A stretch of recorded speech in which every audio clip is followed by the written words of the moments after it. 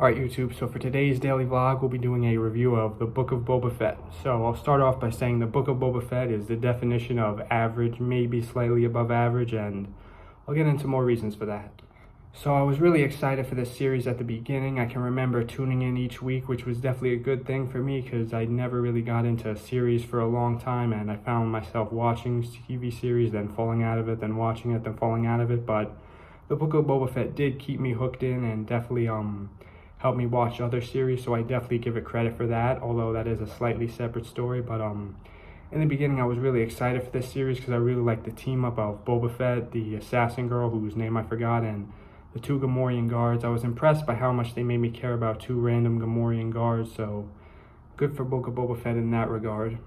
I can also remember the Wookiee bounty hunter whose name I forgot. I know all these characters but can't name them, so I apologize for that, but he was definitely super badass. I know he was in some of the Star Wars comic books, but his appearance was definitely cool, and I liked how his cry was similar to Chewbacca's, but not the same, which I thought was definitely creative and a good move on the filmmaker's parts. But yeah, something that did kind of confuse me is when he beat the shit out of Boba Fett. Boba Fett didn't, and seemingly like broke all his bones. Boba Fett did not release a drop of blood, even though he was bitten and tossed around the room like a rag doll. But anyways, that was a cool scene though. But when I thought the series kind of fell off is when sort of Mandalorian took over it, because I feel like there wasn't too much to do with it, which, you know, was supposed to be a Boba Fett series, but Mando took it over. But what can you do?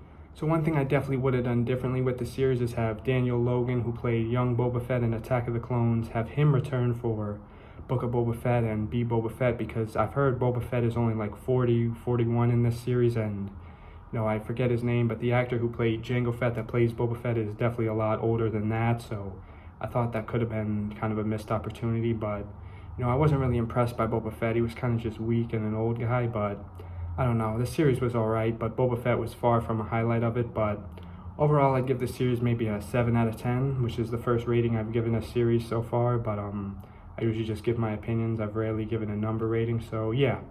That was my opinions on the Book of Boba Fett in a nutshell. Hope you enjoyed today's daily vlog. Stay tuned for a vlog tomorrow. Goodbye.